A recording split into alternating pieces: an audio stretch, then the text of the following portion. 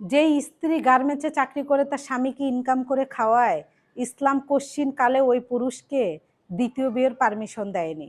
কিছু কিছু পুরুষ ঘরের স্ত্রী 1-2 বাচ্চার মা হয়ে যাওয়ার পর ঘরের স্ত্রীকে আর তার ভালো লাগে না, অন্য নারীর মায়ায় পড়ে যায়, বিয়ে করবে। তখন বলে ইসলামে 4টে বিয়ে জায়েজ আছে।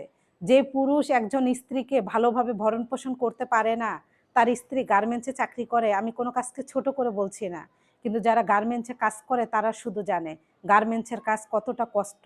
ওই পুরুষকে ইসলাম কশ্চিন কালে দ্বিতীয় বিয়ের পারমিশন দেয় না, কিন্তু ওই পুরুষ বিয়ে করার পর বলে ইসলামে তো জায়েজ আছে। যে পুরুষ গার্মেন্টসে চাকরি করে বউকে, ওই পুরুষকে কিভাবে ইসলাম দেয়? 5 ওয়াক্ত নামাজ পড়া ফরজ, এইটা মানুষ পড়ে না।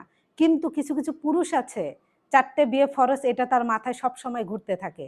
সুন্দরী মেয়ে দেখলে তাকে বিয়ে করার জন্য ঝুঁকে পড়ে, অথচ ঘরের বউকেই ভালোভাবে ভরণ পোষণ করতে পারে না। ওই পুরুষকে কখনোই ইসলাম 4টে বিয়ের অনুমতি দেয় না। আগে হাদিসটা ভালো করে জানবেন। হাদিসের যদি আপনি ভুলভাল তথ্য দেন তাহলে কিন্তু গুনাহ হবে।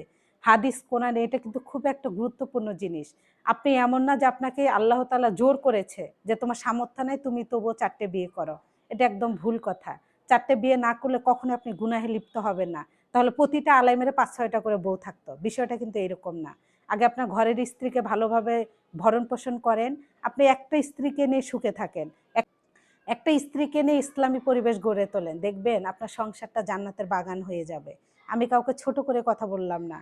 তবে যে পুরুষের অ্যাবিলিটি নেই সে কখনোই দ্বিতীয় বিয়ের পারমিশন ইসলাম তাকে দেয় না।